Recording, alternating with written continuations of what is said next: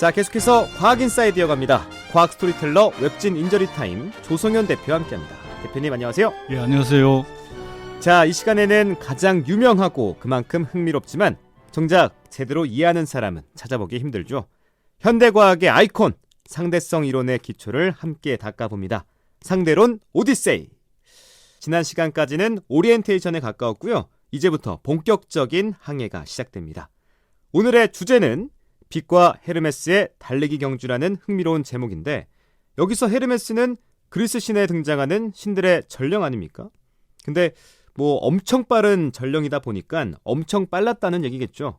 예, 헤르메스 그렇습니다. 헤르메스는 올림포스 12신 중 가장 빠른 신이죠. 세상에서 가장 빠른 존재점으로 이해할 수 있겠습니다. 헤르메스와 빛의 대결을 살펴보기 전에 먼저 질문을 하나 드릴게요. 네. 부산역 가보셨습니까? 네, 가봤죠. 예, 2층 대합실 앞에 무빙워크가 최근에 생겼더군요. 네. 그 가만히 타고 있으면 그냥 쭉 걸어갑니다. 그냥 움직이죠. 보통 사람 걷는 정도 속도로 나아가게 되죠. 맞습니다. 자, 여기서 문제입니다. 무빙워크의 속력이 초속 1m라고 할 때 그 네. 무빙워크 위에 탄 사람은 가만히 있는 게 아니라 그래서 또 1m 속도로 걸어가요. 예. 네. 그러면 그 A라는 사람의 속력은 얼마일까인데 누가 보느냐 하면은 네.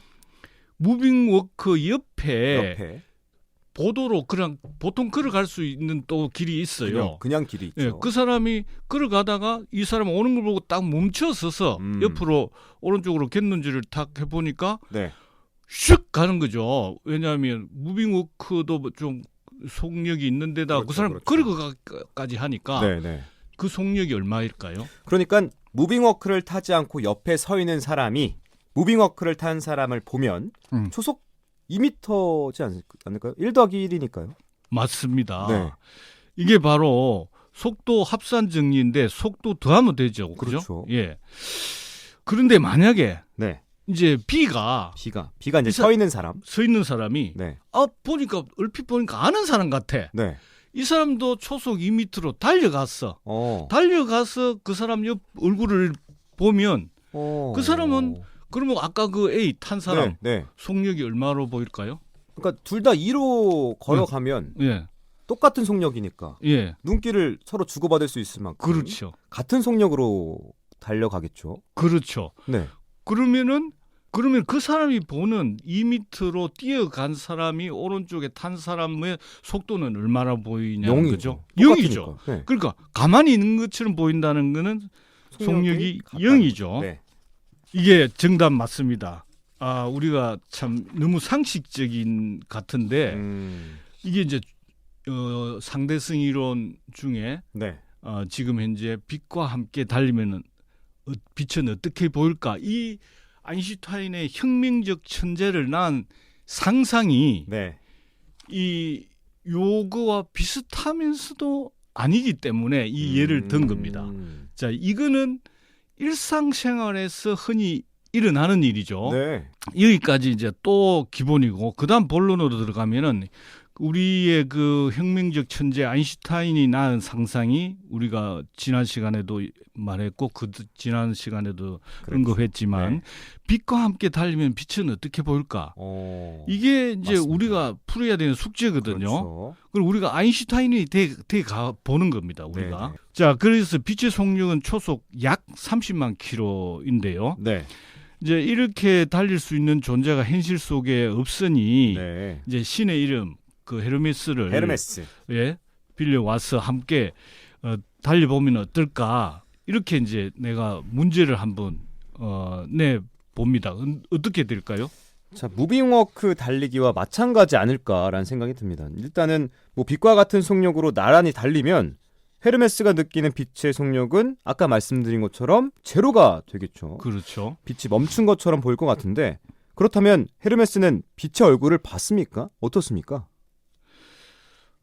내가 물었는데 헤르메스가 빛의 얼굴을 봤을 것 같아요. 저는 만약에 이 논리라면 저희가 무빙워크대로 했다면 당연히 봤을 수밖에 없지 않을까요? 예. 같이 달렸으니까. 예.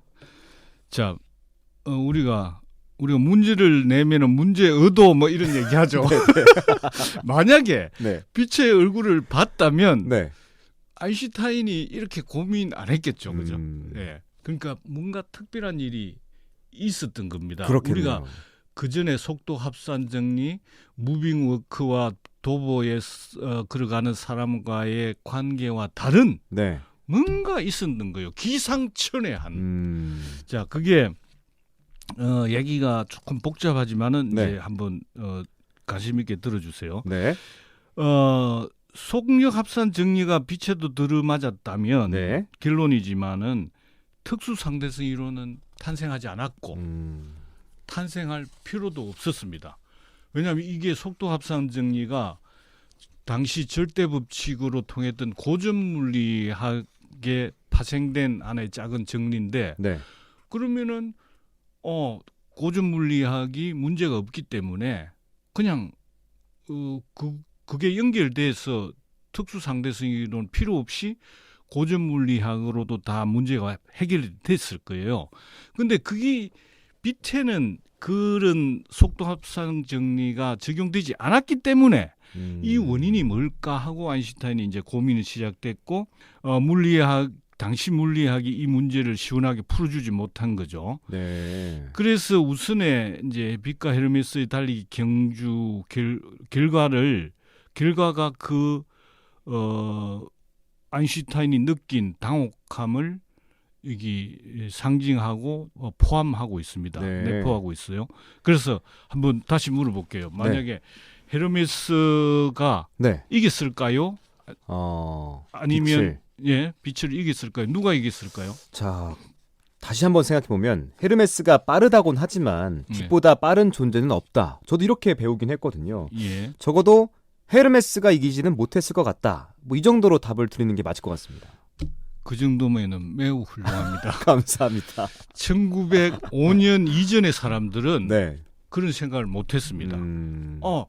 당연히 헤르메스가 이기겠지. 이렇게 생각했을 거예요. 네. 자, 상대성 이론의 기본 지식이 우리는 이미 이렇게 몸에 기본 아주 중요한 기본들이 이렇게 새겨져 있습니다. 네. 그러니까 뭐 빛보다 빠른 건 없다는 것 같더라. 이게 굉장히 중요한 거예요. 이게 100년 전에는 이런 생각을 잘 못한 거거든요. 한 150년 전에는. 네. 그런데 이제 이런 개념 자체가 없었고 그런데 상대성 이론이 나온 이후에 비로소 질량을 가진 물체는 빛보다 빠를 수 없다. 이런 절대 명제가 생긴 거거든요. 자, 이 게임은 이런 겁니다. 이 경주가 이제 그리스 올림포스 산에서 태양까지 왕복하는 이제 경기인데 이 시기는 1903년. 심판은 아인슈타인이었어요. 네. 관중도 많았어요. 그리스 사람 뭐 거의 다 봤어요. 특히 당시 사람들은 이제 헤르메스가 원래 전령의 신이기 때문에 빨라야 되죠. 그러니까 전령의 신이 이 세상에서 가장 빠르다고 생각했대요. 그래서 이제 헤르메스가 이길 거라고 잔뜩 이제 기대를 했답니다. 자, 뭐 상상이긴 하지만 진짜 스펙타클합니다. 관중들 입장에서는 절대 강자인 빛과 대결하는 헤르메스를 더 많이 응원했겠지만 이변은 없었겠죠. 그렇죠. 결론은 이제 빛이 이기긴 했습니다. 그런데 네. 아인슈타인이 심판이 딱 보니까 네.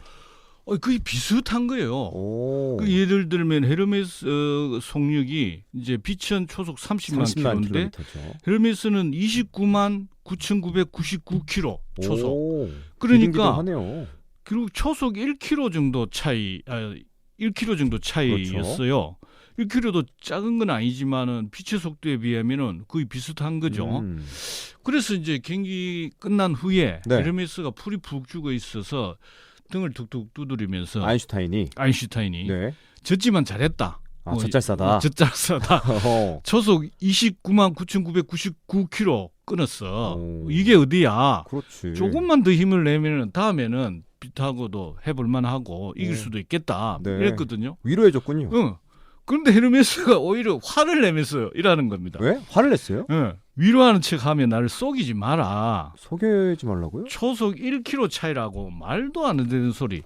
내가 아무리 달려도 빛은 처음 출발할 때처럼 똑같이 초속 30만 킬로 내보다 초속 30만 킬로 앞서 달리더라.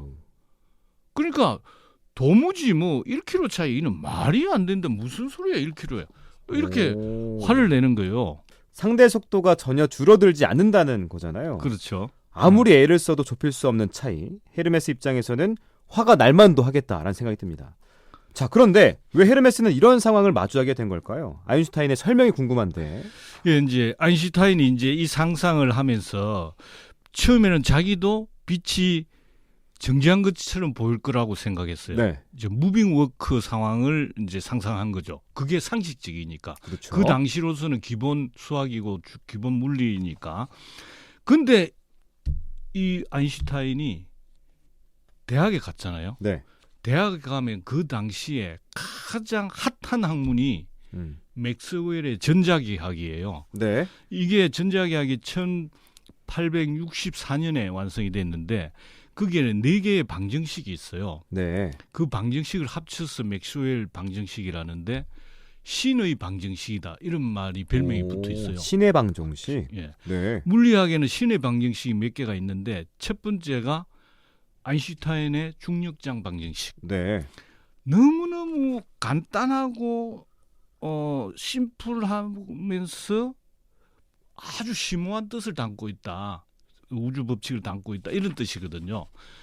근데 이제 그만 있는 게 아니고 뭐 오일러 공식이라고 있어요. 그것도 아주 단순한데 아주 심오한 의미를 담고 있고 우주 법칙을 담고 있어서 그것도 신의 방정식.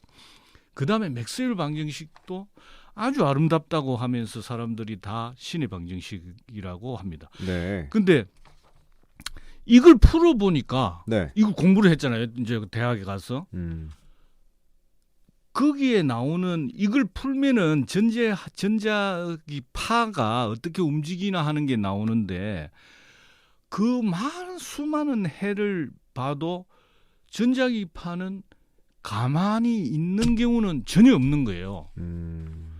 그리고 거기에는 전자기파가 이제 가만히 있는 경우가 없고, 네. 그러니까 이렇게 우리가 옆에 얼굴을 보고 가만히 있듯이 그런 게 없고, 그 다음에 하나는 속력이 언제나 30만 킬로인데 기준이 없다고 돼 있어요. 기준이 나와 있지 않아. 기준이 없다라. 네. 기준이 예를 들면 뭐 무빙 워크 타스 볼뜨게. 네. 타스 앞에 사람을 볼 때라든지 무빙워크 옆에 도보에서 타고 가는 사람을 볼 때라든지 네. 이런 관측자의 기준이 있어야 되거든요. 네. 그 기준이 없는 거야. 음. 그래서 이 사람 이제 우리 아인슈타인은 야 이게 이상하다. 이게 무슨 의미일까? 이런 이제 상상을 다시 생각을 또 하게 된 거죠. 네, 그러니까 헤르메스를 포함한 세상 모든 만물이 고전 물리학의 속력 합산 정리에 묶여 있는데 빛만큼은 여기서 제외다라고 네. 생각하면 될 것 같습니다. 자, 관중석의 관중들에게나 심판에게나 또 달리는 헤르메스에게나 빛의 속력은 초속 30만 킬로미터로 절대적으로 동일하다. 이렇게 이해하면 되겠죠? 그렇죠. 자, 우주 만물 가운데 도대체 왜 빛만 이렇게 예외적으로 절대적인 속력을 갖는 건지 궁금증이 더 깊어지는데 더 들어가면 어지러워질 것 같고요. 오늘은 어떤 순간에도 누가 관측을 해도 빛의 속도는 초속 30만 킬로미터 불변이다. 이것만 확실하게 기억해 두시면 좋을 것 같습니다. 자, 오늘 얘기 나누면서 상대와 절대라는 표현이 몇 차례 의미심장하게 등장했는데 이 단서들이 어떻게 상대성 이론과 연결되는지 다음 시간에 계속해서 따라가 보도록 하죠. 오늘은 여기까지 할까요? 지금까지 과학 스토리텔러 조성현 대표와 함께했습니다. 대표님 귀한 말씀 고맙습니다. 예, 감사합니다.